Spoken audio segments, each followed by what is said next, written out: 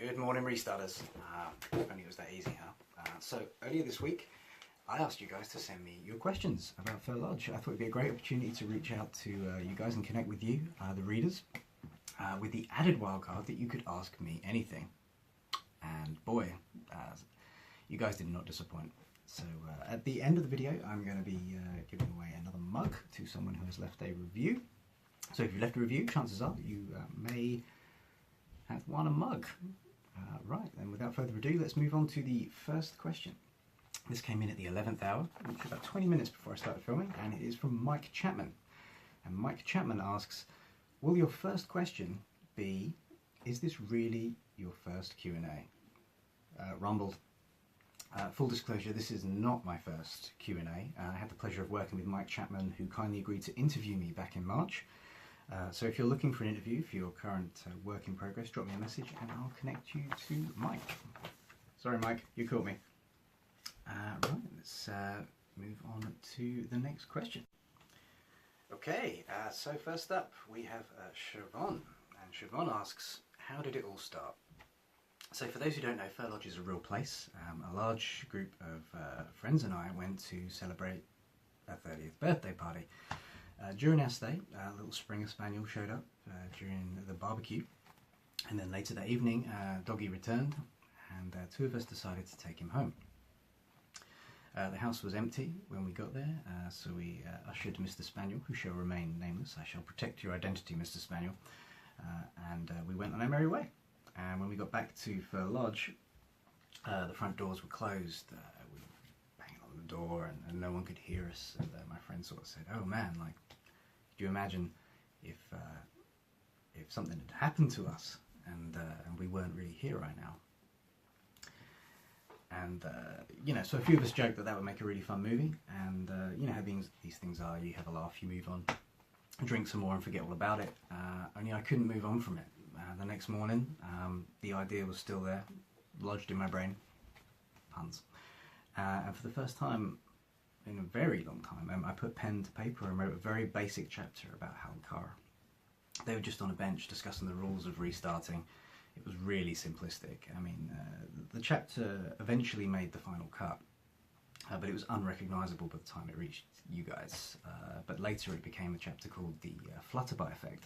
So as the chapters stacked up, I really needed to call this thing Fir Lodge. That was a huge thing for me. I really wanted it to be about the place. So I reached out to the owner, Danny, and he was just amazing. I mean, he was totally on board, and considering he didn't know me at all, he was really excited about the project, and yeah, and that's how the actual real Fir Lodge made its way onto the cover as well, which is awesome. So I guess you could say that it's actually based on a true story, sort of. Next up, James Pilkington asks, where did you come up with the notion of restarts? What a question. It was quite an unexpected evolution of an idea, actually. As you know, I've never written a book before. I was outlining my story and I realised Hal and Cara sort of being out of phase with time was really fun. But once I reached the end of their first 33-hour sort of loop, if you like, I realised there was nowhere for them to go. And it slowly dawned on me they couldn't possibly solve the dilemma they were in with one jump into the past. They'd need a lot more, like a lot more. And that was the moment everything came into focus, and I truly knew what I wanted the story to be. That snowballed into much bigger questions after that, such as what exactly was a restart, what were the limitations and benefits of restarting, and of course what triggers a restart in the first place. These are all things I'm going to be exploring a lot more in the coming books, so yeah. James also asks, if Hal was to get stuck in a restart with anyone else, fictional or not, who would it be and why? What a question. Can you guys see Hal restarting with anyone else but Cara? I love their dynamic, but if I had to choose, I would surely choose his brother Alex. I think that they'd have a blast just travelling through time like that and nerding out over all of the, you know, all the movies they've seen together and everything like that. I think Hal would like to get stuck in a time loop with Liam as well from the Time Riders series. If you haven't read that, check it out. Great series. They just spend hours geeking out together as well. And Liam has a lot of experience with time travel, so that would have been a bonus. Extra vote, I'd say probably Ryan Reynolds, because he'd keep the jokes flowing until they made it out. So great question. Cheers, James. Next we have Sue Murray, who asks, are you working on another book? And if you are, when will it be on sale? Okay, well Sue, I'm over halfway on the first draft of book 2. Actually, I'm more about probably over that. I'm like chapter 40. 40. I'm taking this one a lot slower. I don't want to rush it. I want to make sure it's the best it can possibly be. You know, sequel to Restarters of Gotham both deserve and need. But yeah, I feel more comfortable. I'll probably be more comfortable hinting at a release date when I've sent the full manuscript off to my editors. Then I'll be able to relax, I think, and do that. Just kidding, I can never relax anymore. But although I did have a meeting with my cover designer, Sam Moore, shout out Sam, and the cover is now in its early stages. We have our fonts picked out, people. It's real, it's happening, it's coming. So thank you, Sue, for your question. That was a seamless edit. I don't think anyone's going to know that I edited two questions together. I need some capping. It's solid coffee flavoured sugar milk. Right, next we have Bree. Bree Lenahan. I hope I'm pronouncing your name right, Bree. If not, message me and have words with me. But a new author friend that I've made. She is the author of one of the books on my to-be-read pile, Pembrim, The Hidden Alcove. This thing looks sick. So do check it out. This is another self-published author. Beautiful book. Please check it out. And she asks, as a writer, do you see yourself sticking to one genre or dabbling in others also? Or, yeah, this is a great question.